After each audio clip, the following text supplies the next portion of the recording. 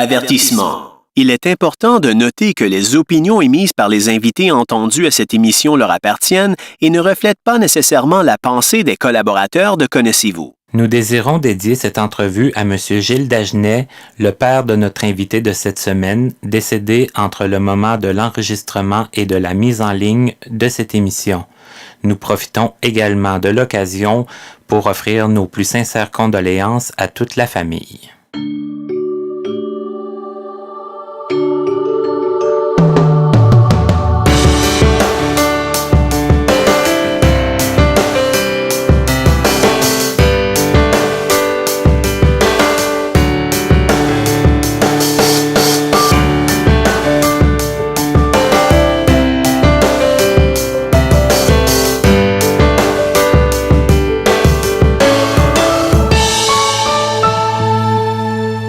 Bonjour et bienvenue à une nouvelle émission de Connaissez-vous. J'espère que vous allez bien.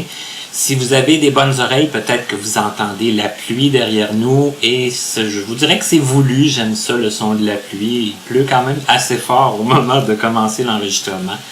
J'aurais peut-être pas dit la même chose si je serais arrivé quelques minutes plus tard parce que je me serais fait prendre par la pluie.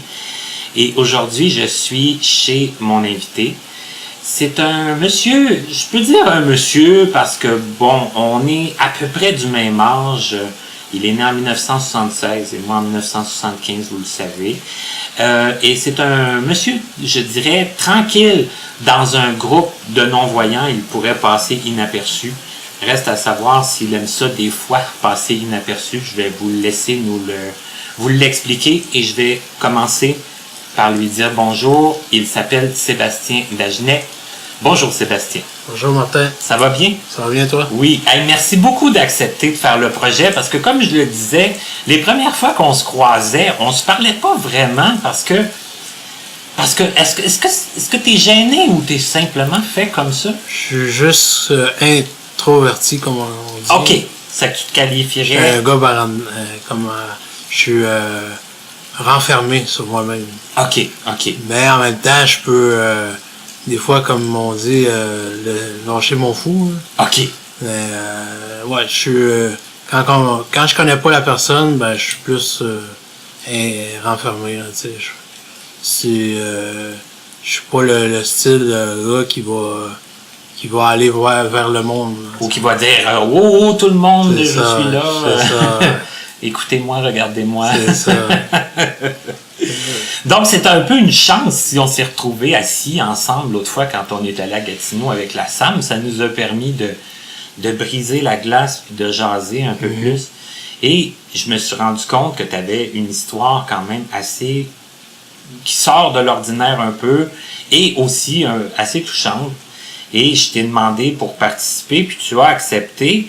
Pour un introverti, c'est quand même quelque chose. Oui, je peux dire que je suis prêt à... Ça fait quand même 8 ans que ça m'est arrivé.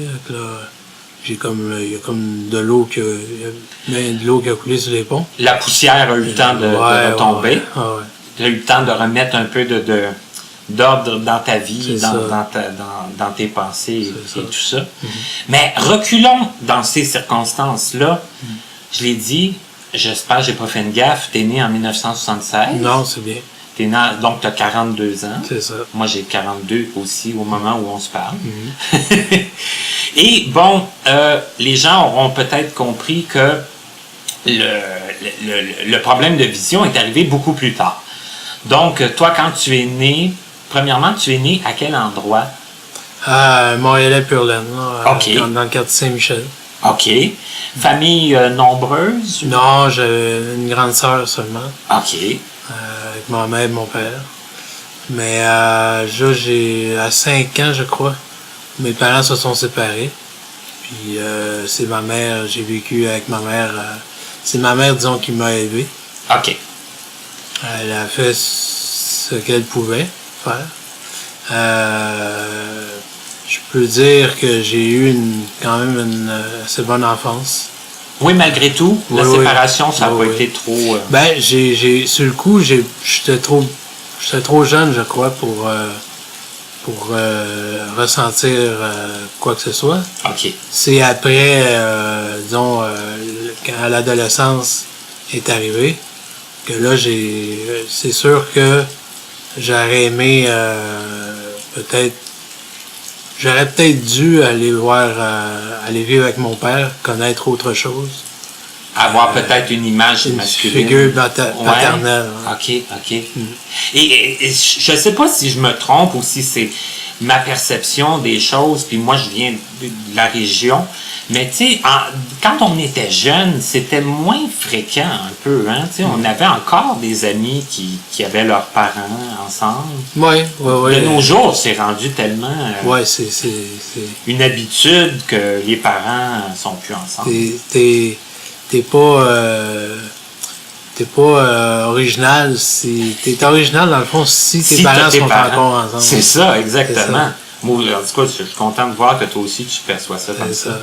Donc, à l'enfance, pas trop de répercussions. À l'adolescence, t'aurais peut-être... Ouais, là, mon père, il me l'a demandé. Il m'a dit, tu veux-tu venir vivre avec moi? Mais dans ce moment-là, j'ai commencé à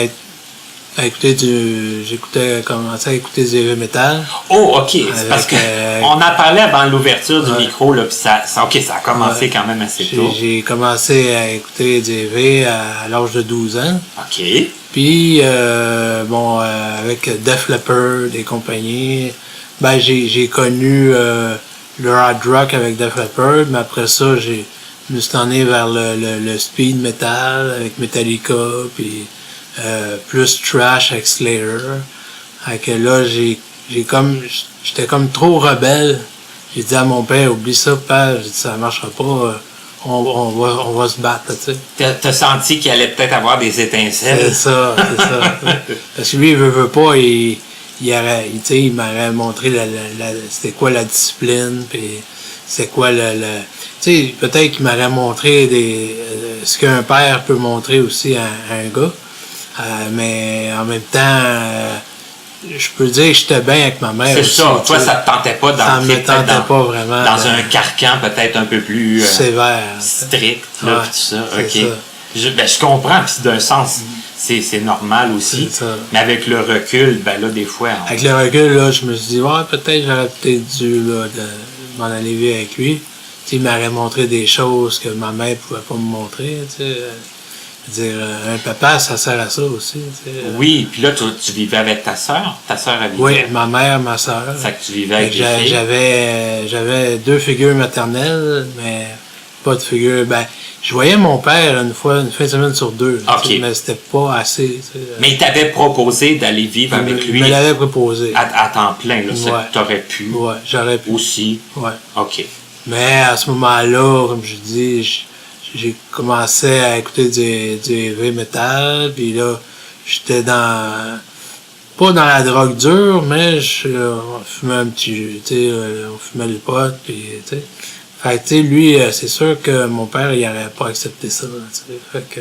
Tu penses que ton père, lui, il faisait pas ça quand il était jeune? Ah non, mes parents, Martin, mes parents vont dire, non, je pense que mon père, il a jamais fumé un joint de sa vie. OK. Puis ma mère non plus, non, c'est la religion catholique côté maternel, c'était bien important. Tu sais que je dis ça, mais peut-être que mes parents non plus, hein. Okay. je veux pas causer une controverse. Okay, ça se peut que mes parents non plus. J'oublie un peu là que nos parents ont probablement le même âge.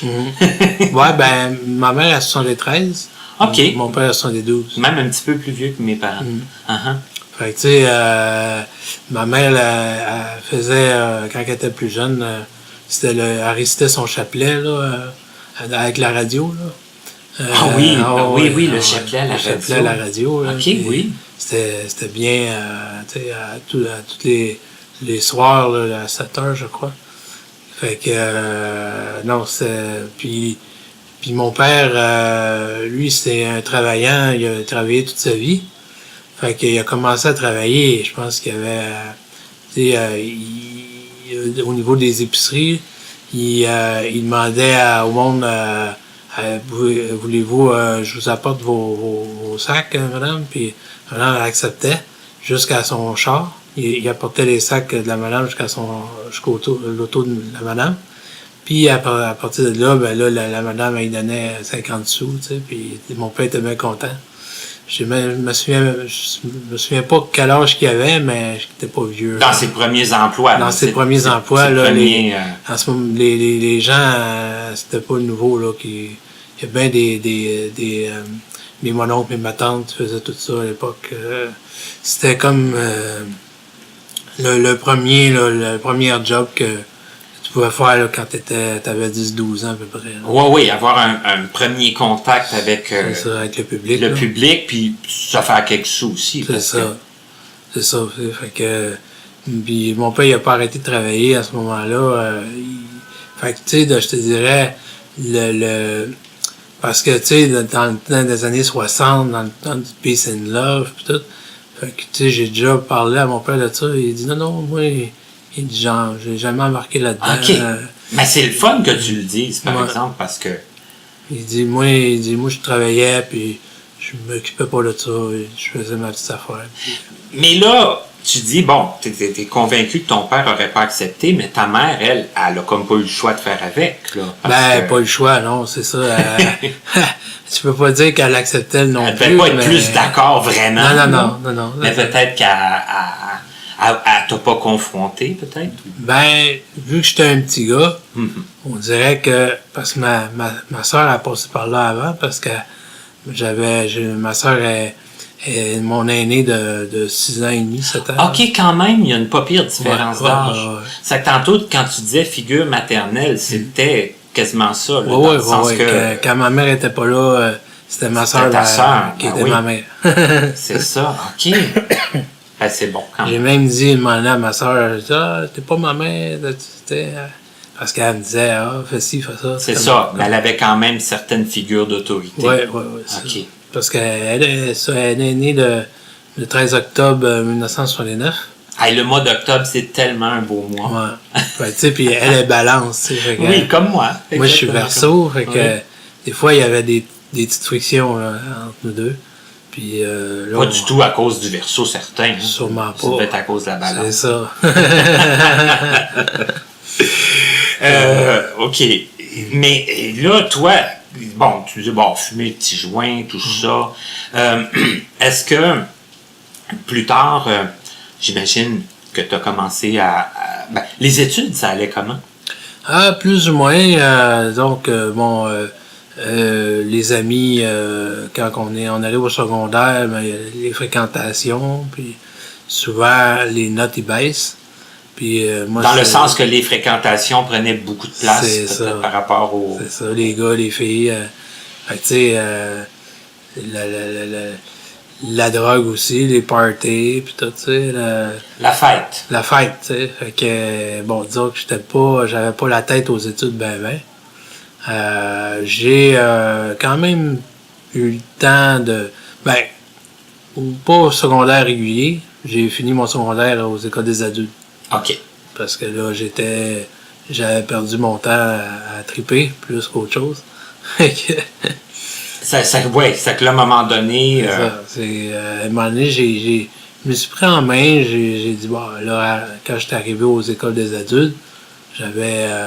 parce que j'ai fait mon secondaire, moi, à Calixa-la-Vallée, je sais pas si tu connais, Martin. Je connais de nom, là. Sur Henri Bourassa. Oui.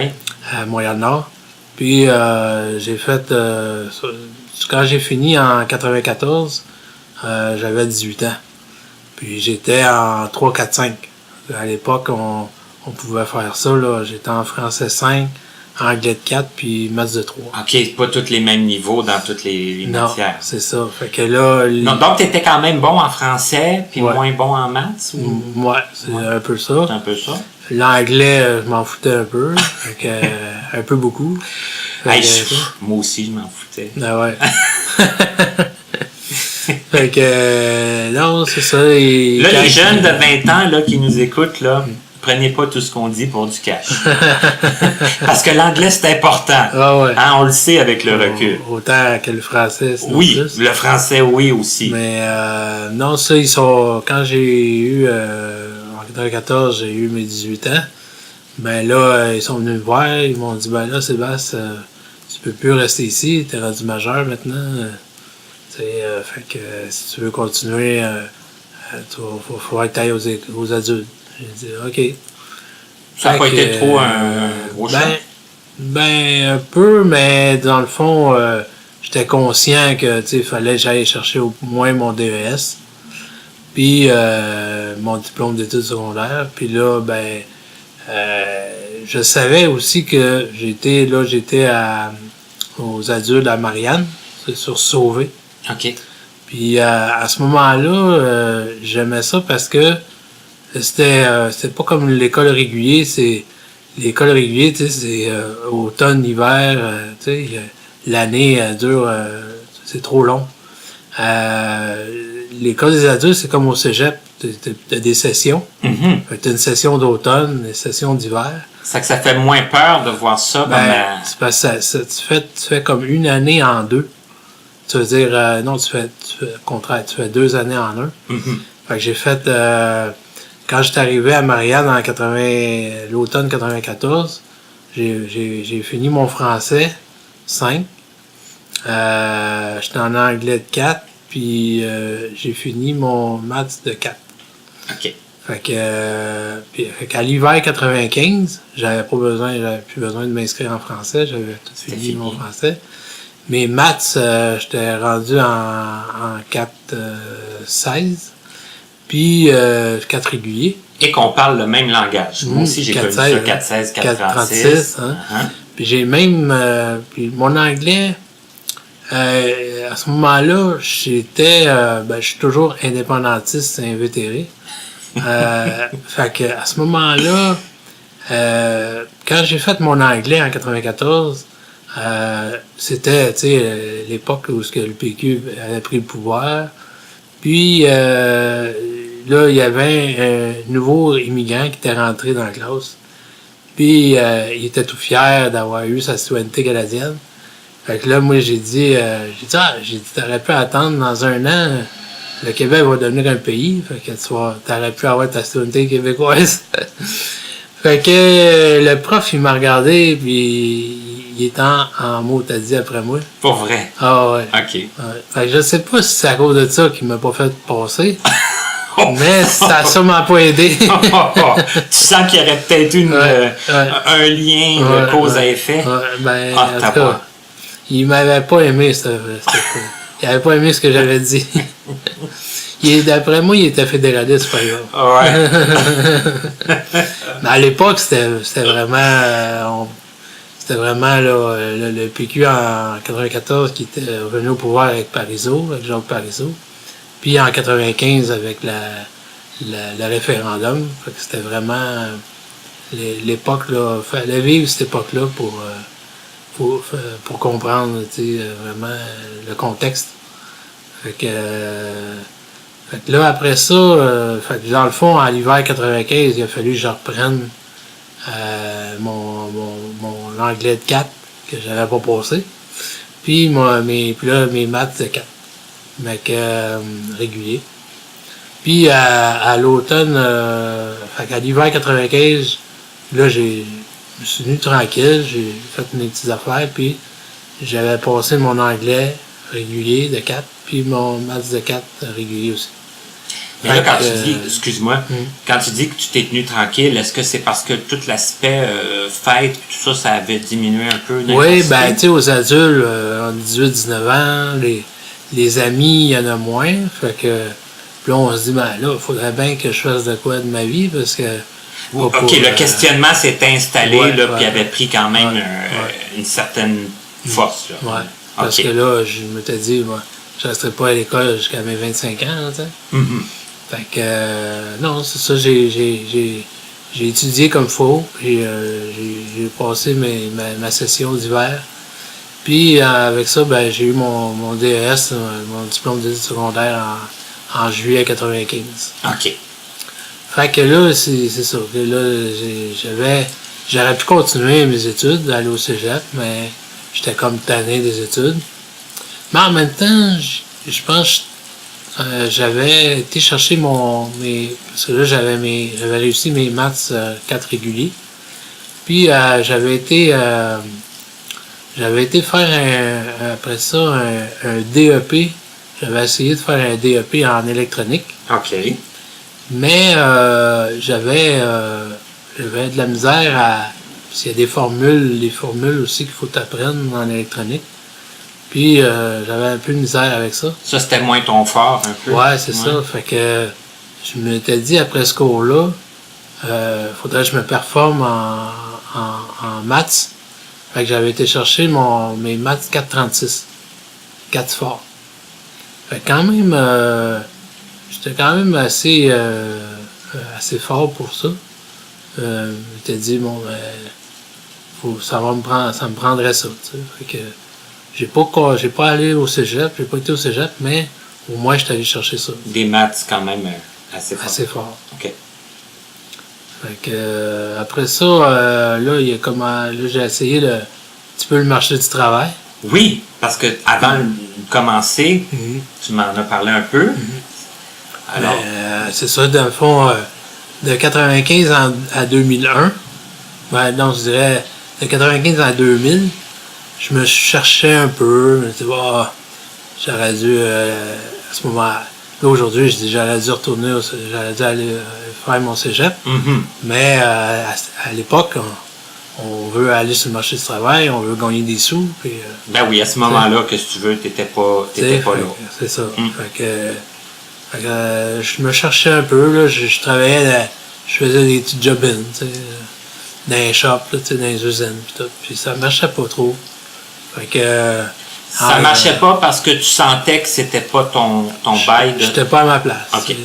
Je me poignais des fois avec les gars, puis j'étais sur la chaîne de montage, puis là, j'allais pas assez vite, puis les contremaîtres, ils venaient me voir, ils disaient « Hey, va plus vite, Sébastien. » Fait qu'à un moment donné, j'avais lâché la job là. Je dis « Tabarnak, ça me tente plus, là, ça me tentait plus de faire ça. » Fait que j'ai comme...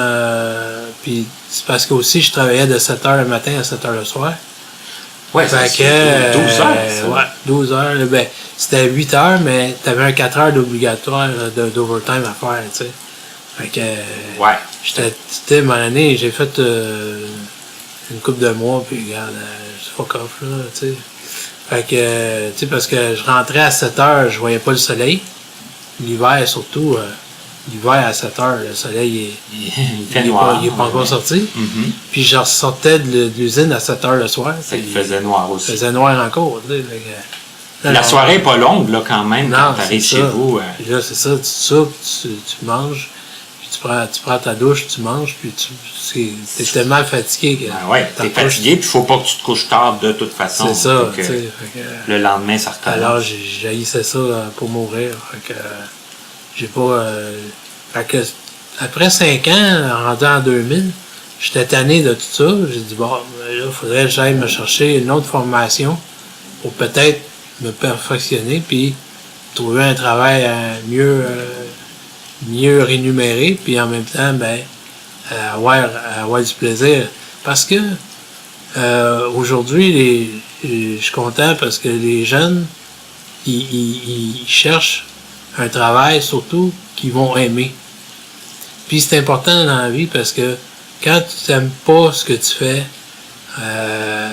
tu vas travailler en reculons, puis ça dure jamais bien longtemps. C'est ça, c'est pas plaisant ni pour la personne, puis c'est pas productif. Ni pour l'employeur, parce que t'es pas productif, justement. Puis t'amènes pas nécessairement de quoi de positif. C'est ça.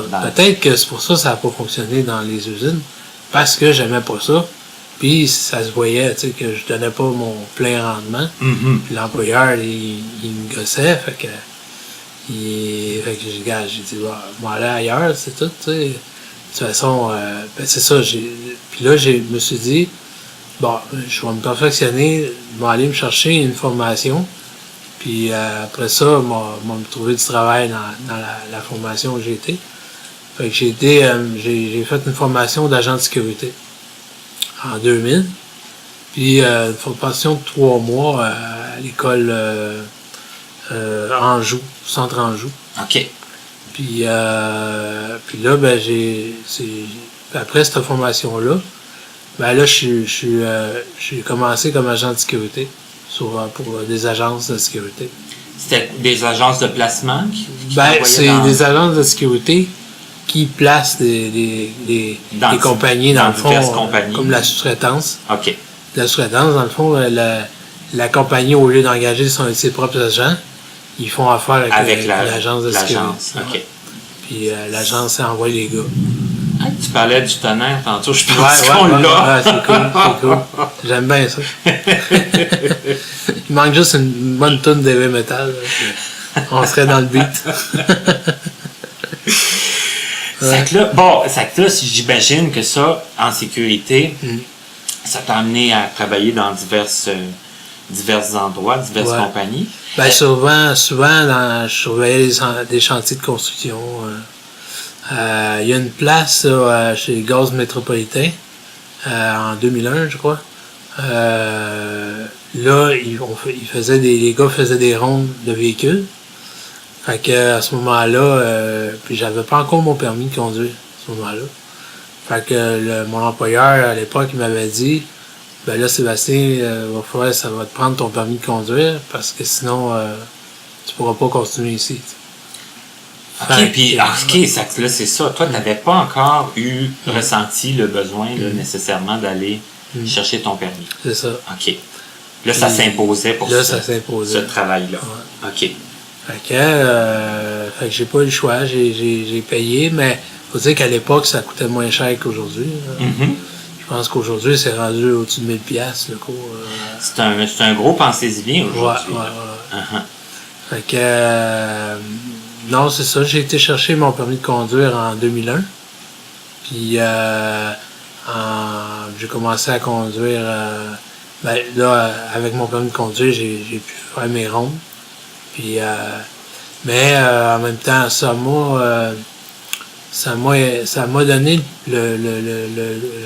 en ayant mon permis de conduire, puis en ayant mon auto après, ben, ça m'a permis d'aller travailler parce qu'avant, j'étais confiné. Quand t'as pas ton auto, t'es confiné à travailler à Montréal.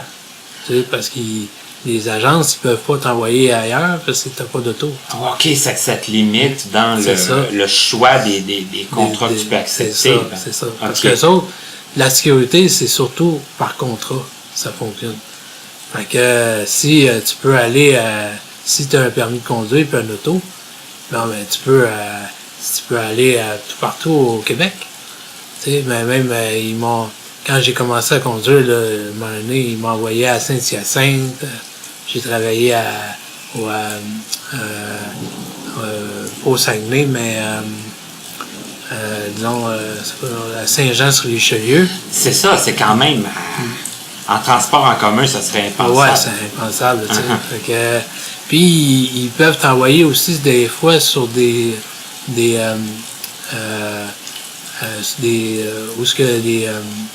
problèmes de syndicats.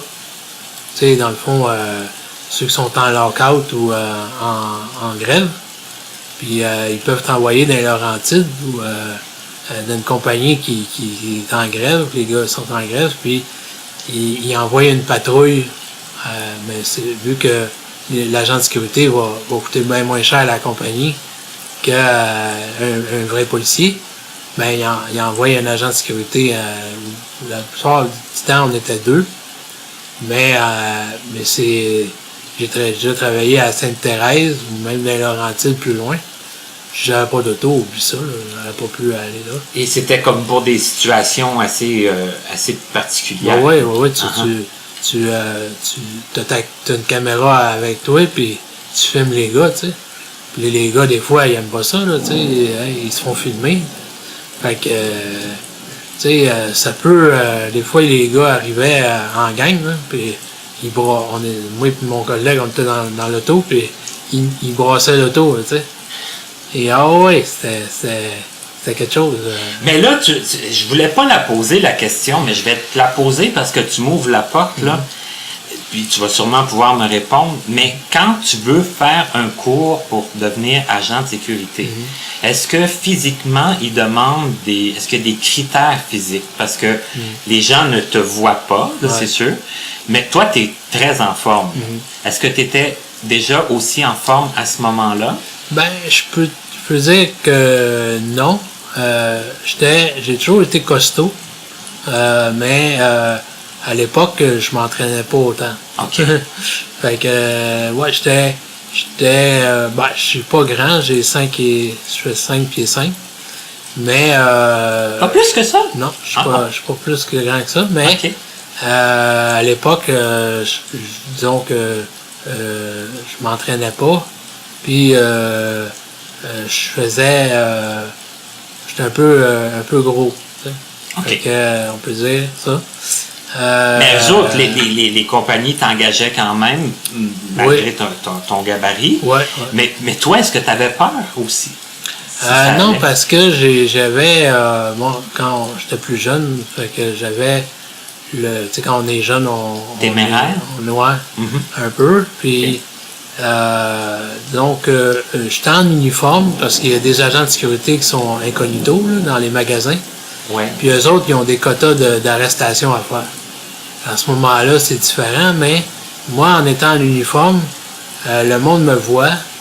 Des fois, j'étais placé, j'allais dans les pharmacies contre le vol à l'étalage, puis je me plaçais, tu vois, dans les pharmacies ou à l'épicerie. Je me plaçais en avant, puis quand le monde rentrait, là, ils me voyaient parce que j'étais en uniforme. OK. Fait que L'uniforme faisait en sorte que ça fait... amène le respect, là, ouais, attire le c'est ça. respect. Il y a un effet de dissuasion qu'on appelle. Uh-huh. Fait que même si j'étais pas grand, j'étais quand même assez costaud. Puis j'avais quand même un PR24 sur moi. Fait que ça, disons que Oui. puis dans ma formation d'agent de sécurité, il m'avait appris le continuum de force. Fait que ça, c'est au niveau, tous les policiers l'apprennent. C'est au niveau, quand tu fais des arrestations, quand tu interpelles quelqu'un, tu vas dire, tu vas commencer, tu commenceras pas tout de suite à le frapper, tu sais. Non. Tu vas commencer par régler la situation par la parole. Verbalement. Verbalement, puis 97% des situations se règlent par la parole. Ah oui, 97%? Ouais. Donc, il reste à peu près un 3% là, qu'il faut aller. C'est minime. Ben, quand même, ouais. C'est des fois ben, souvent, j'ai déjà travaillé, je fermais un centre d'achat. Puis, tu sais, les jeunes, bon, souvent, ils se tiennent au niveau des centres d'achat. Puis, bon, quand tu fermes le centre d'achat, il ne faut plus qu'il y ait personne dans le centre d'achat. Oui, idéalement, non? À ce moment-là, des fois, j'avais des fois de la misère fallait que je sors le monde des fois. Mais je te dirais, Martin, je pense que j'ai fait une arrestation, puis c'était dans une compagnie qu'un employé avait volé un Kodak. OK. Fait que, à ce moment-là, mais la plupart du temps, le monde, vu que j'étais en uniforme, il me respectait. Il respectait l'autorité, puis j'avais pas à sortir mon PR24 puis frapper la personne. Tu sais. OK. Bon, ben, tu vois, Ouais. ça éclaircit certaines questions que j'avais et que sûrement d'autres avaient aussi. Et là, comme expérience de travail, parce que je sais que là, on s'en va éventuellement vers un drame. Ouais. Je sais pas si c'est le moment d'en parler. Ouais. Ben, j'ai travaillé comme agent de sécurité de 2001 à 2008, OK. pendant 7 ans. Là, rentré en 2008, j'avais... parce que dans la sécurité, le problème, c'est que tu n'as pas toujours ton 40 heures. Ça dépend, des fois, tu peux avoir juste 24 heures par semaine. OK, ils peuvent pas te garantir. Ils peuvent pas te garantir ton 40 heures à toutes les semaines. OK. Ça dépend des contrats OK. qu'ils ont, tu sais. Fait que j'étais tanné parce qu'en 2008, là, j'avais juste 24 heures par semaine. Puis tu sais, quand tu as un loyer à payer, c'est pas facile, tu sais. Puis on peut dire aussi peut-être, je sais pas, que tu avais eu un enfant aussi. Oui, en 2008, oui, j'avais eu ma fille Mélodie, qui est née le 15 décembre 2006. Alors, puis, bon, ça ça allait pas bien au travail, ça allait pas bien à la maison non plus. Alors mon père, il m'a appelé, puis il m'a dit que lui non plus, ça allait plus bien avec sa blonde, puis que si je voulais, à ce moment-là, je pouvais aller vivre avec lui. Puis à l'époque, comme je t'avais dit tout à l'heure, quand j'étais ado, ben là, j'étais trop rebelle pour ça. Ça n'aurait pas fonctionné. Ah, mais là, Mais plus là, tard, j'ai accepté son offre. J'ai dit, OK, père, j'ai dit, je vais aller. ça faisait comme une occasion aussi de te rapprocher C'est ça. de ton père. C'est ça. Dans des moments où vous deux, ça allait plus ou moins bien. C'est ça. OK. Respectivement. C'est quand même intéressant. Lui avec sa blonde, puis moi avec la mienne, ça allait plus bien. Fait que j'étais allé vivre avec lui. Lui, à l'époque, il vivait à Granby. J'étais allé vivre, j'ai vécu de 2008 à 2009 avec lui. Puis, en rendu en 2009, moi et mon ex, on continuait à se parler au téléphone. Puis, ça a donné que, on a réessayé de vivre ensemble. Fait que là, je suis parti. Avant, il faudrait que je vous explique. Quand je suis arrivé avec mon père en 2008, mon père, c'est un ancien chauffeur d'autobus de la STM. OK. Qui m'a dit, essaye donc d'appliquer à STM. Il cherche des chauffeurs. OK. J'ai dit, OK. Fait que j'ai appliqué à la STM pour devenir un chauffeur d'autobus en 2008. Mais, c'est long, leur affaire. Il faut que tu passes avant qu'ils prennent toutes les applications. Ah, il y a comme tout qu'un processus. Ça peut prendre un an ou deux, tu sais. OK. Oh, mon Dieu, OK. Ouais. Tu passes un médical, puis il faut que tu passes plein d'affaires. OK, c'est que le processus 2-3 est long. entrevues. Là, j'imagine qu'entre-temps, tu sais pas, il faut que tu attendes. C'est ça. Entre-temps, vu que moi et mon ex à l'époque, on s'était comme réconciliés, j'ai dit à mon père, je vais réessayer d'aller vivre avec ma blonde, puis merci pour l'hébergement, tu sais, fait qu'il dit, pas de problème, mon gars, il dit, si ça marche pas avec ta blonde, tu veux revenir, ma porte sera toujours ouverte pour toi. J'ai dit, OK. J'ai dit, t'avais une belle relation. Je peux pas dire qu'on n'a pas eu de friction, moi et mon père, mais c'est quand même, ça avait quand même assez bien été. OK. Fait que, mais là, fait qu'en 2009, je suis revenu à Montréal, parce que ma blonde vivait à Montréal-Nord. Fait que, puis c'était drôle, avant que je revienne vivre avec elle, je faisais des fois la distance entre Granby-Montréal puis Montréal-Granby. Puis c'était vraiment la différence entre... parce que quand je dis Granby, c'est plus une banlieue de Granby. Mon père restait à Shefford. OK. Il avait acheté une maison mobile à Shefford. Ça, c'est une banlieue de Granby. Puis en arrière, on avait une ferme avec des vaches puis des bœufs. Fait que dans ma cour en arrière, l'été surtout, j'ouvrais ma fenêtre puis j'entendais les vaches.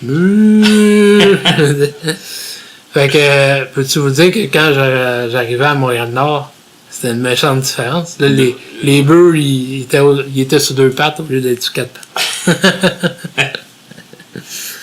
C'est très drôle. Fait que là, c'était tout un dépaysement. En tout cas, là, fait que le 1er octobre 2009, j'ai réessayé avec ma blonde de l'époque. On a vécu ensemble, mais ça n'a pas duré 1 an, que ça ne marchait plus bien. Mais en même temps, là, j'étais à l'automne 2009. Au printemps 2010, j'ai commencé à avoir des symptômes de ma maladie, qui, dans le fond, ce que j'avais, c'était une tumeur au cerveau. Puis au printemps 2010, là... Ça se manifestait par quoi? Par des étourdissements? Des étourdissements, des pertes d'équilibre. Puis c'est arrivé quand même assez subitement. Oui, quand même. au printemps 2010, j'ai commencé à avoir des symptômes. C'est ça. Puis je me suis fait opérer le 29 septembre 2010. OK. Fait que, entre le printemps et l'automne, là, fait que, il y a 6 mois là, que j'aurais pu aller consulter avant. Mais bon, peut-être que parce que je suis un gars, je sais pas. J'ai pas. Je me suis dit. Je savais que j'avais de quoi, mais en même temps, je voulais pas trop savoir quoi.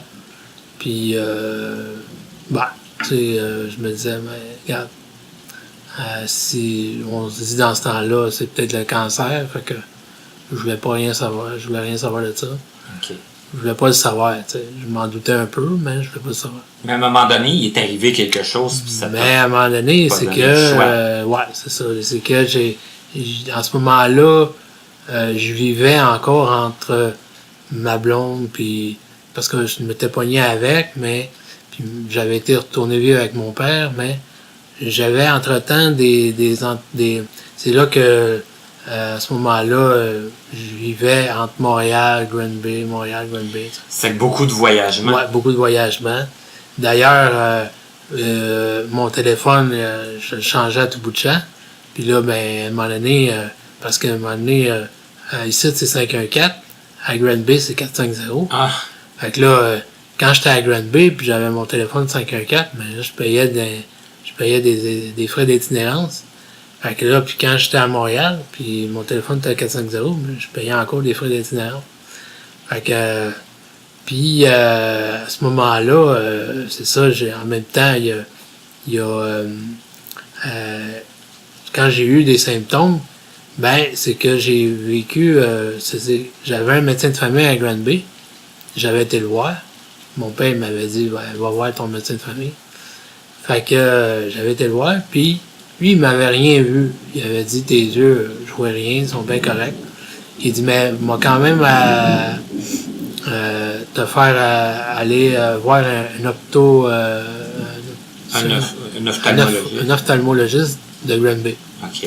Fait que, mais mon médecin de famille m'a dit, mais je te conseillerais de quand même, je te conseillerais de plus prendre ton auto. Mais ce matin-là, j'avais dit à ma blonde que après aller voir mon médecin, j'irais la voir. Fait que j'ai pas écouté mon médecin. J'ai dit, j'ai pris mon auto, puis je vais aller voir ma blonde. Fait que, rendu à Granby puis Montréal, c'est, tu prends la 10, puis tu prends le tunnel La Fontaine. Fait que, puis cette journée-là, il faisait gros soleil. Puis là, à ce moment-là, quand je suis rentré dans le tunnel La Fontaine, déjà, quand il fait gros soleil, ben, les yeux, ça prend un peu de temps pour... c'est éblouissant. C'est ça. Mm-hmm. Puis il fait noir dans le tunnel. Fait que, mais là, pendant 2-3 secondes, je voyais plus rien. Plus rien pantoute, Martin. J'étais en arrière de mon volant, là. Ouais, dans le tunnel. Oh. Fait que, dans le fond... ça a dû être des secondes très longues. Oui, 2-3 secondes, c'est pas long, mais c'était assez long, merci, quand tu vois rien, là. Puis là, je savais qu'il y avait un auto en avant de moi, là. Fait que je voulais pas rentrer dedans. Fait que je roulais pas vite. Puis je peux dire, Martin, que je tenais mon volant assez serré, merci. Fait que tout ça pour dire que je me suis dit, mon Dieu, merci. J'ai passé le tunnel. Mais là, j'étais rendu à Montréal. Là, je me dis quand même, je dis là, il faut que je retourne à Shefford. Fait que j'ai pris une chance encore. Puis là, mais là, c'était le soir. Fait que j'ai passé la journée avec ma blonde. Puis le soir, je suis revenu à Granby.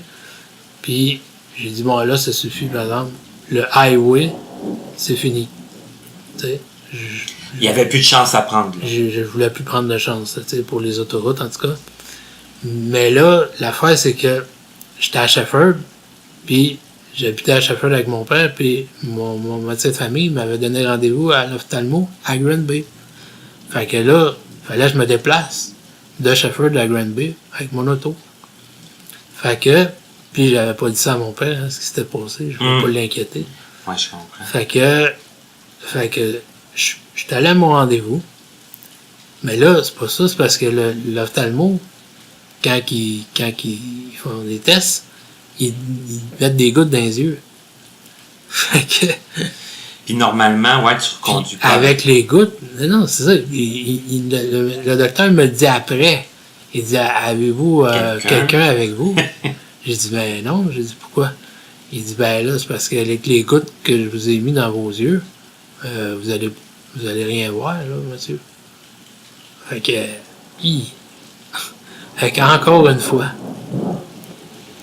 le tonnerre, Il nous parle. il nous parle. Uh-huh.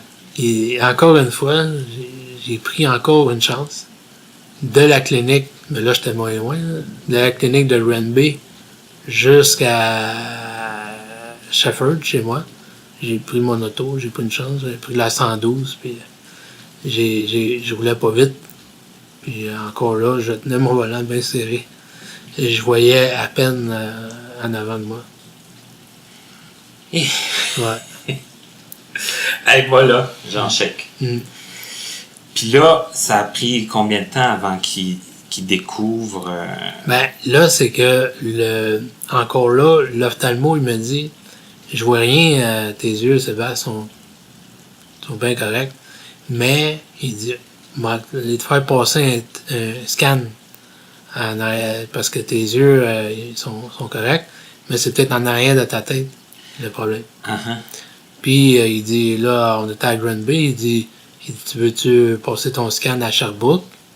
Parce qu'à l'hôpital de Granby, il n'y a pas de scan.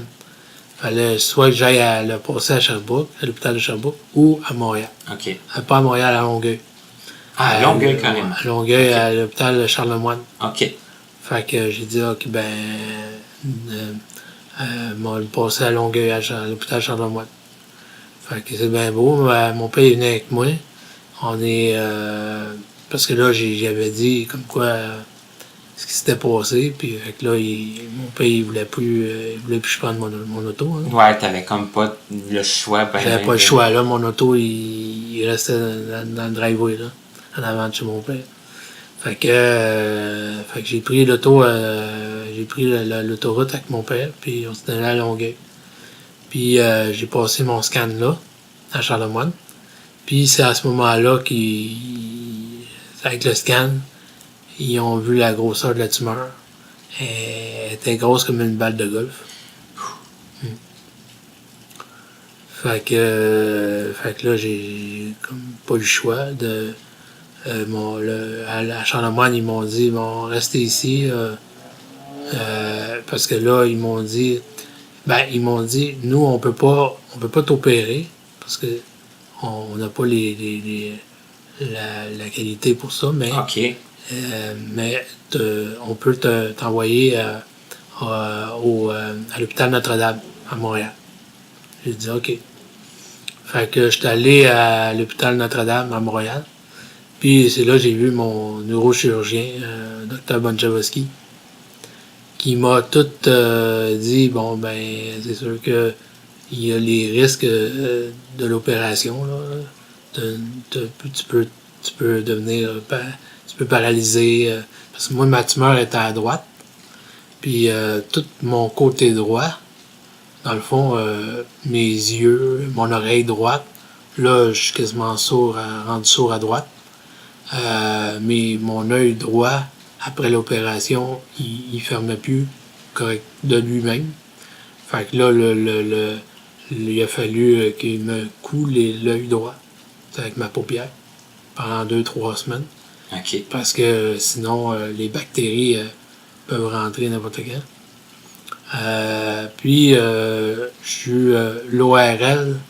Mon ORL, il m'a coupé 2 nerfs de la mâchoire à l'oreille pour pouvoir aller chercher ma tumeur, parce que ma tumeur était là.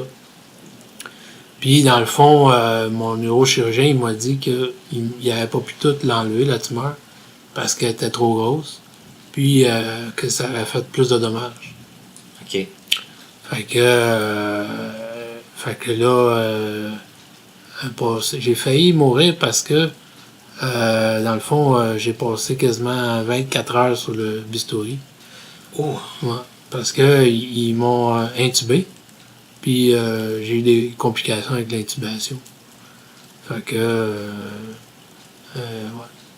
Ça, c'était toutes c'est des choses imprévues là, qui se sont rajoutées en plus de la gravité en partant. C'est ça. OK.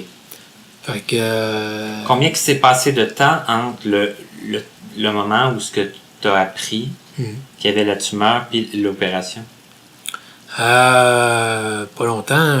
J'ai appris je pense que c'est l'été, au printemps 2010, que j'ai appris j'avais la tumeur là, après mon scan. Puis je me suis fait opérer disons l'été 2010.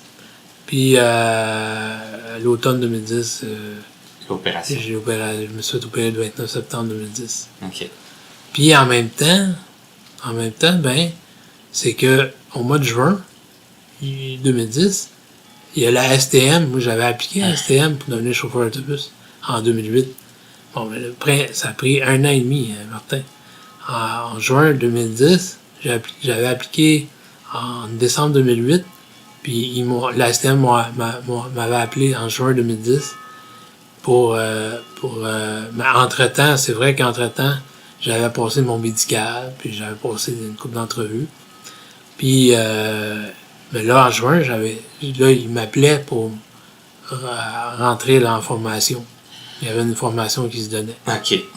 Fait que moi, j'avais les symptômes de la tumeur, puis j'avais en même temps la possibilité de devenir chauffeur d'autobus. Fait que je me suis dit, fuck la tumeur, tu sais. Fait que c'est peut-être pour ça aussi que j'ai attendu à l'automne, au lieu d'aller voir avant, t'sais. Repousser le plus possible, parce que je me disais, bon, si je rentre à STM, un coup je vais avoir ma permanence à STM, après ça, je vais être correct, t'sais.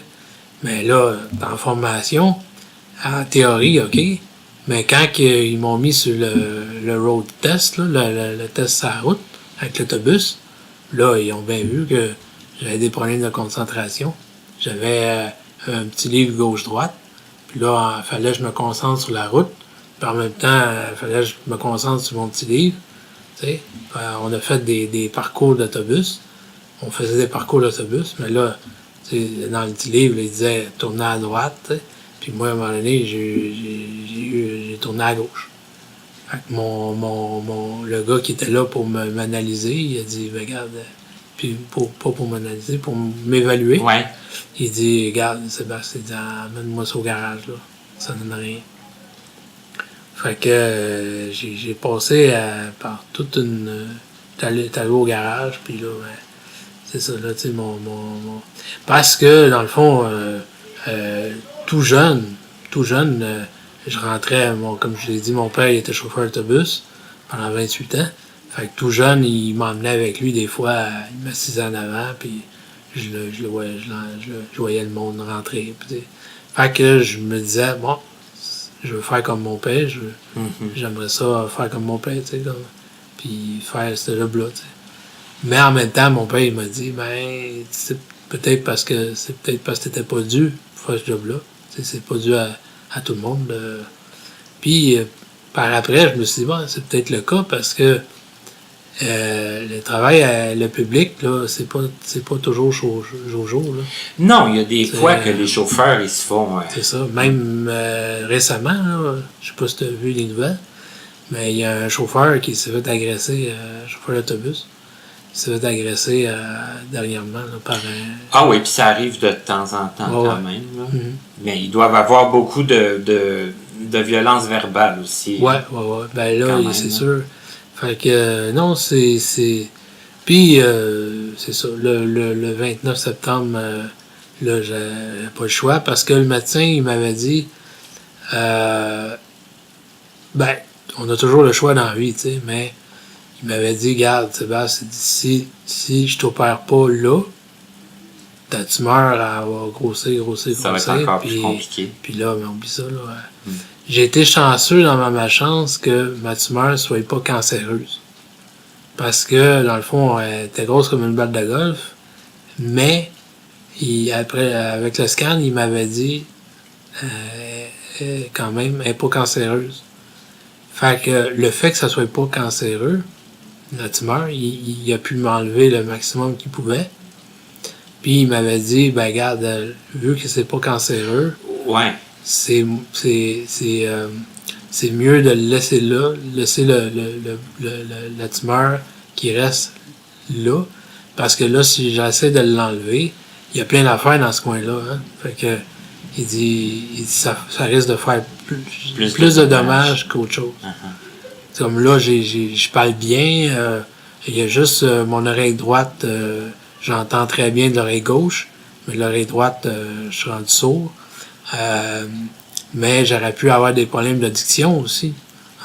J'aurais pu avoir plus de problèmes s'il avait essayé de tout me l'enlever. Mais les yeux, quand même. Les yeux, mon médecin, mon neurochirurgien, il m'a dit, il était pas sûr que c'était la tumeur. OK. Parce qu'il m'a dit, ta tumeur, ton aire auditif droit, c'est normal parce que ta tumeur était là. Mais tes yeux, il était pas sûr. Il dit, d'après moi, il dit, t'as peut-être eu une autre maladie en plus de la tumeur. Ah ouais. Comme un genre de méningite ou... Fait qu'ils m'ont gardé 1 mois à l'hôpital. Ils m'ont fait passer des ponctions lombaires. Je pense que j'ai passé 5 ponctions lombaires. Pour ceux qui savent pas c'est quoi, là, c'est tu te mets antibolum, puis ils vont chercher ton liquide rachidien. Le liquide rachidien, c'est comme un peu le sang, notre sang. Ça coule, ça coule partout dans notre corps. Puis ça se régénère comme le sang. Mais ils vont chercher ça dans la colonne. Dans la colonne vertébrale. C'est ça, hein? Ouais. Mm-hmm. Fait que là, puis là, faut pas que tu bouges. Parce que si tu bouges, ça aussi, tu risques d'être paralysé. De devenir paralysé. Ben ouais. Ben ouais. Puis avec ça, c'est comme le sang, ils vont chercher plein d'informations. Puis c'est pour ça que il me demandait si j'avais eu d'autres maladies. Puis avec ça, ben, ils se sont aperçus que non, tu sais, j'ai pas eu d'autres maladies. Puis c'est là que, bon, après 1 mois, moi j'étais tanné, là, je me sentais comme un cobaye. Puis en plus, j'avais eu des complications après l'opération. Mon liquide rachidien, il coulait. J'avais du liquide rachidien qui me coulait par les narines. Essaye de manger à ce moment-là. Fallait que je me mette des Kleenex dans le nez. Parce que tu veux pas que ça tombe dans ta bouffe, aussi. Fait que non, j'ai passé par toute une gamme d'émotions. À l'hôpital, quand ils m'ont dit que j'étais rendu aveugle, j'ai dit ça y est, ma vie est finie, tu sais. Puis c'est là aussi que c'est pour ça aussi que je parle encore avec mon ex, puis j'ai encore une bonne relation avec, parce qu'elle était là pour moi à ce moment-là.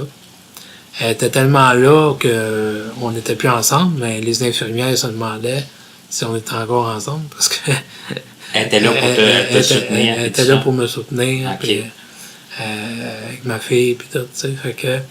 Puis mes parents aussi, mon père, ma mère, tu sais. Ça t'était bien entouré. J'étais bien entouré, ma soeur. Une chance, parce que je serais peut-être plus là pour te parler, là. Je serais peut-être pas là pour te parler, Martin, parce que à ce moment-là, j'ai comme... quand ils m'ont déclaré, quand j'ai déclaré officiellement aveugle, je suis devenu membre de l'Institut Nazareth et Lubraille. Hey, mais Sébastien, je veux pas t'interrompre, mais je vais t'interrompre quand même, parce que ça fait 1 heure qu'on parle. Déjà, hein? Puis, je sais pas si je l'ai dit au micro, mais je l'avais dit avant, on va faire comme Sébastien avant, Sébastien après. Ouais, okay. Là, pour faire le Sébastien après, il faudrait faire la pause, puis on va continuer après. OK. Hein? Parce qu'il y a encore, dans le fond, il y a du positif qui s'en vient après aussi. Ouais. Parce que comme tu dis, sinon je serais pas ici pour qu'on s'en parle. C'est ça. C'est ça. T'as appelé ça. Alors, on va faire la pause. On revient tout de suite après. OK. Avec notre invité qui est Sébastien Dagenet. À notre prochaine émission. De la grande visite de la France. Notre invité nous parle lui aussi de son parcours, de son intégration dans le monde du sport ainsi que de sa passion des voyages, même si aucune personne voyante ne l'accompagne. Yoann Millaret à notre rendez-vous du 26 octobre. Nous sommes de retour à Connaissez-vous avec notre invité qui est Sébastien Dagenet.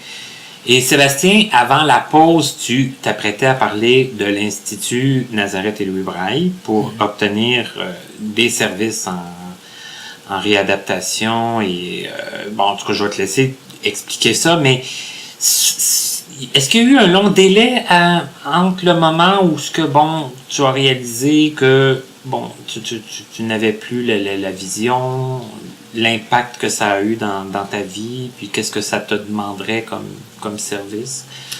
Ben, est-ce que, dans le fond, je disais que je suis devenu membre de l'Institut, mais c'est l'hôpital qui m'a inscrit. Qui t'a... OK. Dans le fond, parce que moi, j'avais pensé à m'inscrire là. Ben, tu les connaissais pas, j'imagine. Je les connaissais pas. Dans le fond, c'était une nouvelle vie qui commençait. Puis pour moi, qui n'était pas possible à vivre, tu sais. Mais j'ai dû réapprendre. Ben, d'abord, je suis devenu du jour au lendemain dépendant des autres parce que là, je pouvais plus conduire. Je pouvais plus. D'ailleurs, petite anecdote là. Le premier Noël, je suis rentré pour mon opération le 29 septembre 2010. Mm-hmm. Puis je suis sorti au mois de décembre 2010, de la même année. Puis mon premier Noël, au mois de Noël de 2010, j'ai vécu...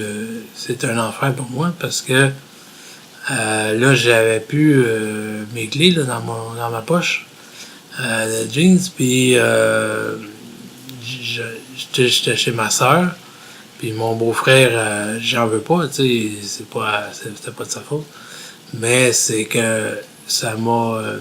mon beau-frère, lui, il fallait qu'il aille reconduire fallait qu'il aille me reconduire moi et ma mère, parce qu'avant, j'avais mon auto, alors c'est moi qui allais chercher ma mère pour les anniversaires et tout. Mais là, j'étais rendu... c'est là que ça m'a frappé en pleine face, le fait que je pouvais plus conduire parce que là la routine était comme modifiée. Ouais, là. Ben oui, et je l'ai comme mal pris sur le coup. OK. Parce que mon beau-frère il dit bon ben là faut falloir y aller, tu sais, puis il était comme genre 10h, 11h. Puis tu sais, quand t'as ta clé ta clé d'auto dans tes poches, t'es indépendant. C'est toi qui décides de ces choses-là. Quand tu pars, puis où tu vas aller, puis tu sais. Mais là, c'est plus le cas, là. C'est plus le cas, là. C'est comme ça que ça t'a frappé. Ça m'a frappé, là, vraiment d'en face, là, carrément. J'ai dit, ouais, là, c'est vrai, là, je suis rendu vraiment aveugle, tu sais. Puis, même si je suis pas complètement aveugle, je vois à peu près à 10% de l'œil gauche, puis 5% de l'œil droit. Ouais, c'est ça, ça fait que mais comme j'ai une vision centrale seulement, puis un peu, tu sais, je vois pas très bien non plus, mais j'ai aucune vision périphérique. Fait que je peux plus, c'est pour ça que je peux plus conduire, parce que tu sais, quand tu conduis, tu dois avoir une vision à 180 degrés, puis là, ben, quand tu regardes en avant, puis là, ben, les côtés, je les vois plus. Fait que je peux plus voir si une auto qui arrive à côté de moi. C'est ça, c'est impensable. Ça serait trop dangereux. Ouais. Mm-hmm. Mais d'ailleurs, ouais, parlant d'anecdotes, j'ai une autre petite anecdote pour vous. De 2012 à 2016, j'ai pu renouveler mon permis de conduire. Voyons. J'ai été en 2012, je devais renouveler mon permis de conduire à la SAC. Fait que j'arrive là avec mon père, ma canne. J'avais déjà ma canne blanche. Puis Et j'arrive là, puis là, la femme, elle me regarde, elle dit oui. Elle dit, j'ai dit, c'est pour renouveler mon permis de conduire. OK, papier, tout ça, t'sais. Fait que là, j'avais mon petit guide de signature en même temps. Puis, que l'Institut m'avait donné. Puis, je me mets à signer, puis tout. Puis à la SAC, à cette heure, c'est électronique. Fait que je voulais pas... fallait pas que je dépasse, tu sais, tout, avec mon petit guide de signature. Puis la madame, elle dit, pas de problème, elle m'a renouvelé mon permis de conduire. Fait que depuis de 2012 à 2016, puis en plus, moi, j'avais été chercher ma classe 2 parce que je voulais devenir chauffeur d'autobus. Fait que j'avais ma classe 2, 3, 4, 5 sur mon permis de conduire. Wow! Fait que j'aurais pu... des fois, il y a des chauffeurs qui ils stationnent leur autobus pas loin d'un dépanneur. Ils vont chercher ou un resto, ils vont chercher un café. Moi, pendant ce temps-là, j'aurais pu prendre l'autobus. J'aurais pu prendre le volant puis partir avec le boss.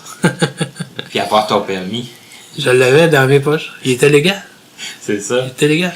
Mais tu sais, en contrepartie, combien de fois qu'on se fait demander notre permis de conduire en preuve d'identité en voyant pas? Moi, c'est pour ça que, dans le fond, c'est pour ça que je voulais le garder, mon permis de conduire. Puis en même temps, ça faisait une pièce d'identité. Puis en même temps, c'est pour moi bien important. C'est quelque chose que j'ai obtenu, puis je suis fier de l'avoir eu, tu sais. Fait que c'est pour ça aussi que je voulais, tu sais, le monde, parce que le monde, ils vont me dire, voyons, il n'y a pas d'allure, ils payaient, parce qu'à chaque année, parce que dans le fond, tu peux renouveler ton permis aux 4 ans, à la SAC, à cette heure, c'est 8 ans, je pense. Mais à chaque année, il fallait que tu payes quand même 90$, fallait que je paye 90$ chaque année pour renouveler mon permis. C'est ça que tu l'as fait. Fait que à chaque année, je payais 90$ pour renouveler mon permis, mais tu sais, je savais que mon permis était légal, mais tu sais, j'étais pas pour faire le cave, puis prendre l'auto, puis tu sais, puis faire un accident, tu sais. C'était symbolique. C'était plus symbolique qu'autre chose, tu sais. OK. Fait que dans le fond, mais de là à on était pour...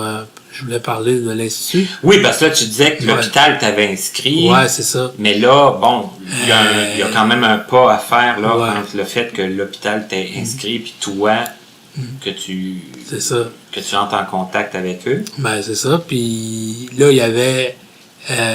quand l'hôpital m'a inscrit, il y a 2 femmes qui ont communiqué avec moi. Moi, à l'époque, j'habitais encore avec mon père à Sheffield. Fait que c'était celui pour la Rive-Sud. Là. OK. Mais de toute façon, le siège social de l'Institut est à Longueuil. Il est à Longueuil, oui. Fait que, mais moi, je faisais affaire avec... Il y a un point de service, je pense que c'est à Saint-Jean, sur le Chaudier. Je sais qu'il y en a un là. C'est là que j'allais. C'est là que tu étais... OK. Ouais. Fait qu'il y a 2 femmes... une, Jacinthe Davio, qui a pris sa retraite, il n'y a pas longtemps. Puis Isabelle Boisvert, qui est encore là. Oui. T'en connais? Oui. Alors, Jacinthe Davio, elle venait pour m'aider à mes déplacements. Puis Isabelle Boisvert, elle m'aidait pour... L'Institut m'avait donné, prêté une télévisionneuse. OK. Puis Isabelle, elle venait me voir pour m'aider à faire des petits travaux sur des petits exercices sur la télévisionneuse. OK. Puis c'était drôle parce que j'habitais à Sheffield, dans une rue qui avait pas de... C'était en garnotte. Il n'y avait pas de trottoir. OK. Fait que là, quand Jacinthe elle venait me voir, fallait que j'embarque dans son char puis elle m'emmenait à Granby. Parce qu'il n'y avait pas de trottoir à Sheffield. Fait que, tu sais, pour pratiquer avec la canne. Ouais, c'était quand même. Il fallait que j'aille un trottoir. T'sais. Mais, en tout cas, j'ai passé au travers. C'était pas facile au début. Parce qu'au début, tu sais, faut que tu réapprennes à C'est marcher ça, parce avec que tu savais tout comment C'est ça. c'était avant. Là. C'est ça. Faut que tu apprennes à fonctionner avec une canne blanche au départ. Puis là, Quelque chose qui paraît très simple avec les yeux ouais. est un peu plus compliqué. Ben oui. Puis les traverses de rue, là, tu vois pas les lumières, là. Tu vois pas si la lumière est verte ou rouge. T'sais. C'est ça. Fait que il faut. Peut-être d'autres façons. C'est ça, là, Jacinthe, elle m'expliquait que bon, par comment dire, l'ouïe, Ouais. bon, pas de mon oreille droite, mais de mon oreille gauche, je pouvais entendre les chars, les autos.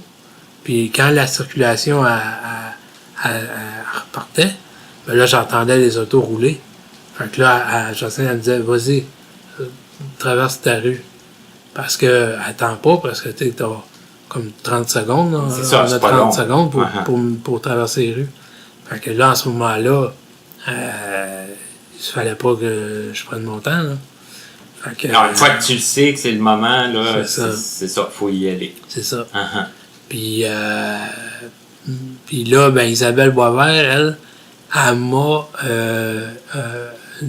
parlé du fait que je pouvais m'inscrire sur une liste d'attente pour avoir un HLM.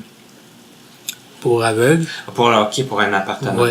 Okay. Parce qu'Isabelle, c'est sûr que j'étais bien avec mon père. Mais, il me voyait, il voyait, à l'époque, j'avais quand même, on parle de 2011, ouais. On parle de 2011, j'avais 35 ans à l'époque. Fait que pour un gars de 35 ans, vivre chez papa, c'est un peu oui, puis là, en plus, c'est que réfractaire. Ça te permettait de refaire un peu ton autonomie. C'est ça, tu sais, je veux dire, tu sais, puis tu veux rencontrer une fille, mais là, la fille, elle va te demander où tu vis. Je vis chez papa, tu sais. Là, tu sais que tu es en train de m'ouvrir une porte. Là. À la fin de l'entrevue, je vais te demander comment ça va rencontrer des petites madames. Ouais. Mais parce que je voulais que tu me racontes aussi, parce que tu vas dans les gyms, toi. Ouais. Puis là, tu avais demandé à l'Institut aussi de te montrer le trajet pour le gym. C'est ça, là, comme je disais, je me suis inscrit sur la liste d'attente pour avoir un HLM. Puis, ça, c'était en 2011. Puis en 2015, en 2014, Mylène Camiran, de la Fondation des aveugles du Québec, elle m'a appelé. Puis elle m'a dit, Sébastien, on a une bonne nouvelle pour toi. Tu vas avoir ton logement. Je dis, j'étais bien content. Je dis, ouais, c'est cool. Et là, c'est le logement où on est ici? Ouais, c'est ça. Sur Bennett. Le logement de la FAC. C'est ça. Mm-hmm. Puis, c'est ça, c'est HLM pour aveugles. Puis, en ce moment-là, là, c'est sûr que je devais avoir des services de l'Institut aussi, par rapport à mon nouveau coin. Puis, dans le fond, mon nouveau logement, il se trouve être en arrière du YMCA. Dans le fond, ils ont pris une partie du stationnement du YMCA d'Hochelaga Maisonneuve pour faire le building. OK.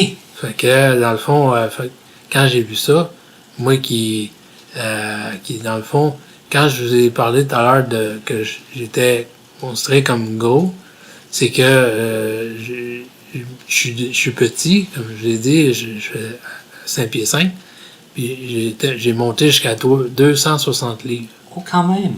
Fait que, pour faire rire le monde, à cette heure, je dis, à 5 pieds 5, à 260 livres, j'avais l'air d'un ballon avec une tête. J'avais l'air d'un gros ballon avec une tête. Fait que, tu sais, il faut avoir de l'humour, là. Et là, maintenant, tu pèses combien, juste comme ça? Maintenant, j'ai perdu, comme j'ai dit, j'étais à 260. Ça a été ton top, là? Mon plus haut. Là, je suis rendu à 160.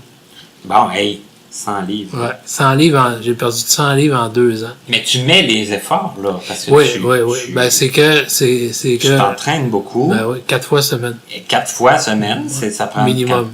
Ça prend de motivation. Minimum. Puis, ben, c'est que quand je suis sorti de l'hôpital, bon, je vous ai dit, je pensais que ma vie était finie. Puis, mon ex, elle m'a dit, non, elle dit, ta vie n'est pas finie, Sébastien, tu vas vivre d'autres choses, tu sais. Puis, elle m'a aidé, elle m'a fait garder Mélodie, ma fille, puis elle m'a tu sais, avec... j'ai pu comprendre que non, ma vie était pas finie, OK. que j'avais d'autres choses à vivre, puis probablement que je vivrais différemment d'un voyant, mais que je vivrais pareil, tu sais, qu'on peut vivre quand même en étant non-voyant. Alors, je me suis inscrit, Là, tu dis des choses très importantes, là. Ouais. Tu dis vivre quand même quand on est non-voyant. En tant que non-voyant. Ouais. Mais là, toi, tu fais quand même plus que vivre, là. Parce que là, bon, le gym 4 fois semaine. Oui. Ben, c'est que je me suis pris en main. Oui. Avant ma maladie, bon, j'étais dans la drogue, j'étais dans le malbouffe, je m'entraînais pas. Fait que c'est peut-être pour ça aussi que j'ai monté jusqu'à où ce que j'ai monté. Puis à partir du moment où ce que j'ai compris que ma vie était pas finie, ben là je me suis pris en main, je me suis mis à m'entraîner, à manger plus sainement. Puis c'est là que j'ai perdu 100 livres en 2 ans, 50 livres par année. Mais il faut avoir la volonté. T'sais. Puis à ce moment-là, ben, je me suis dit, c'est comme si le bon Dieu me donnait une deuxième chance. Fait que je l'ai pris, puis j'ai dit, bon, ben là, faut que je fasse de quoi de ma vie. Puis j'ai pas, même si je boirais, j'ai eu une période difficile avant que je me prenne en main.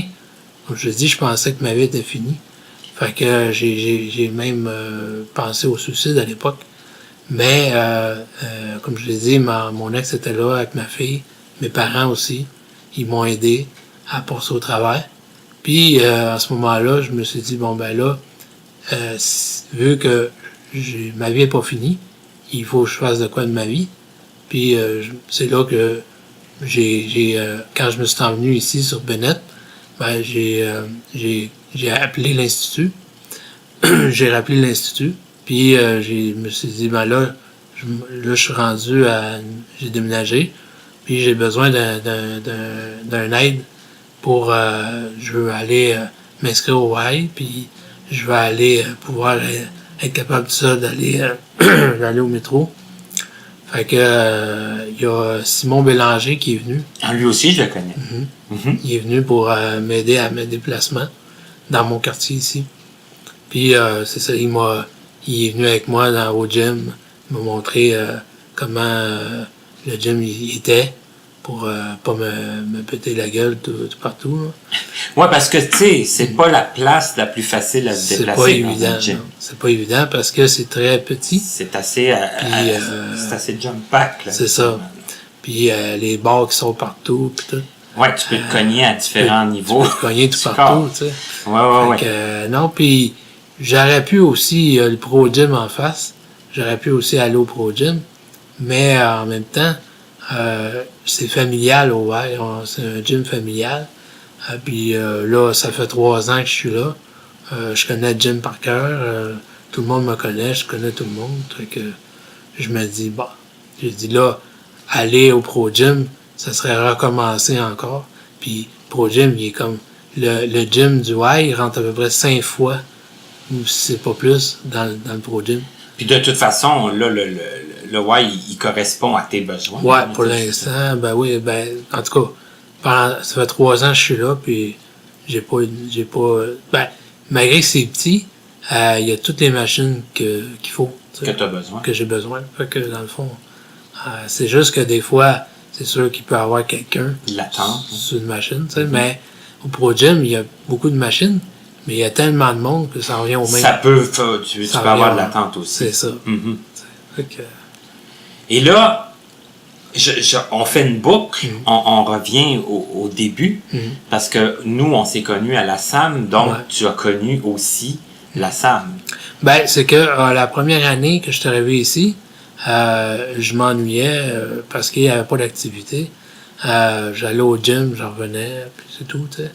Fait que j'ai appelé les organismes comme la SAM, le RAM, puis là, parce que vu que, non, c'est, dans le fond, c'est ma travailleuse sociale, j'avais une travailleuse sociale à l'Institut, qui m'a parlé de la SAM, puis qui m'a dit, vu que tu es sportif, à l'Association sportive pour aveugles de Montréal, ça serait bien pour toi. Fait que elle m'a donné le numéro, puis j'ai appelé. Puis c'est là que au printemps, dans le fond, j'ai commencé autour de l'île début juin 2016 avec la SAM. Ça fait 2 ans, là, passé que j'étais avec eux autres. OK, puis tu as commencé avec le tour de l'île. Ouais. Mon année, j'aime bien faire du vélo tandem. Mhm. Puis ma saison de vélo tandem commence souvent avec le Tour de l'île de Montréal. Tu sais que moi, ma première sortie avec la SAM, ça a été le tour de l'île l'année d'avant. Ah ouais? OK. Le tour de l'île de nuit. Ouais, de du nuit, vendredi, ouais. là. C'est ça. Ouais. Ouais, parce que moi aussi, c'est ça, j'aime mieux le Tour de l'île de nuit. C'est pas la distance qui me Non, fait parce que peur, ça se fait Ouais. en pas grand temps. c'est là. ça. C'est le fait, bon, de nuit, c'est le fun.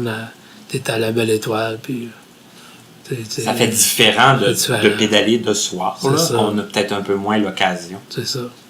Fait que, puis de fil en aiguille, ben, c'est ça. J'ai fait le petit train du Nord en 2017, à l'été 2017. Non, l'été 2016. Ouais, on peut dire, ouais, l'été 2016, j'ai fait le petit train du Nord. Ouais, parce que l'année passée, c'était le Saguenay. Ouais, l'année passée, l'été 2017, j'ai fait le tour du lac Saint-Jean avec eux autres. Là, ils vont fêter leur 35e anniversaire. Ouais, puis cette année, on fait des randonnées qui fait très chaud. Ouais, cet été, on y goûte. Oui. Ah, écoute, Sébastien, je pense qu'on pourrait continuer encore une autre heure. Hein, Ouais.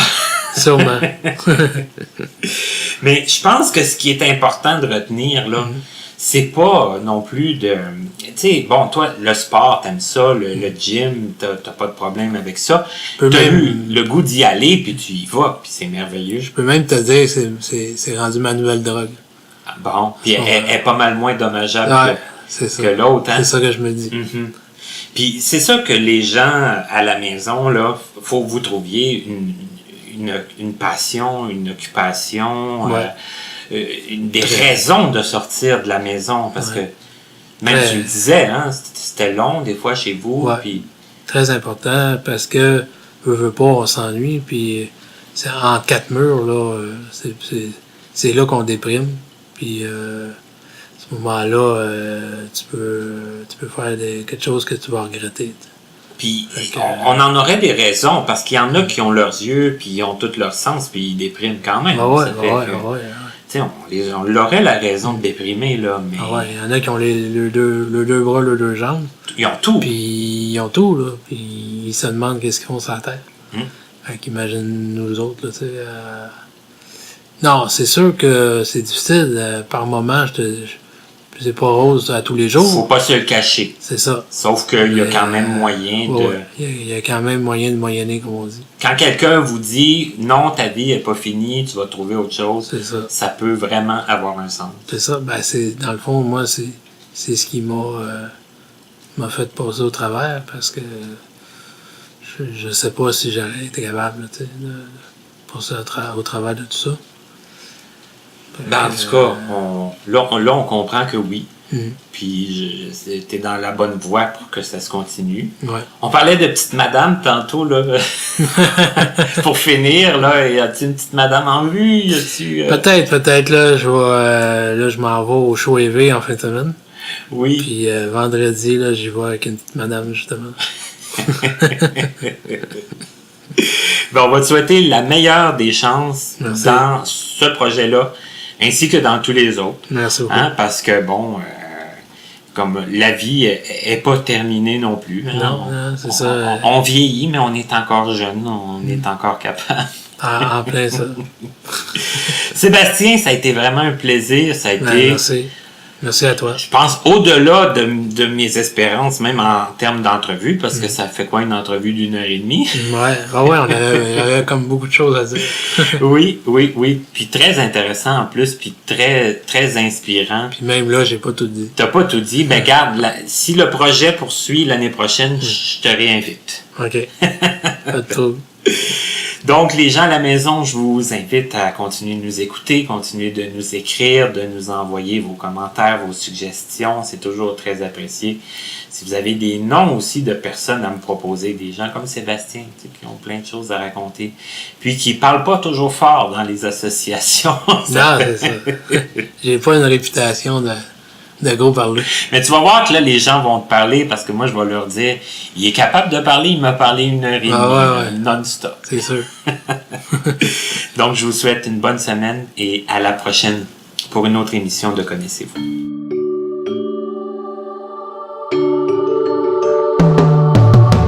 Vous pouvez communiquer avec nous en passant par notre site internet au www.martinchouinard.com ou à l'adresse courriel connaissez-vous2017@gmail.com sans tiret. Nous sommes aussi accessibles sur Facebook et YouTube. Nous remercions l'Association des aveugles de la Rive-Sud ainsi que la compagnie Point par Point Inc. de nous prêter gracieusement leurs locaux pour l'enregistrement de certaines de nos entrevues. À l'animation, Martin Chouinard. À la voix, la musique, à l'édition et la mise en ligne, Stéphane Pilon, en collaboration avec Papillon Sonic. À la prochaine.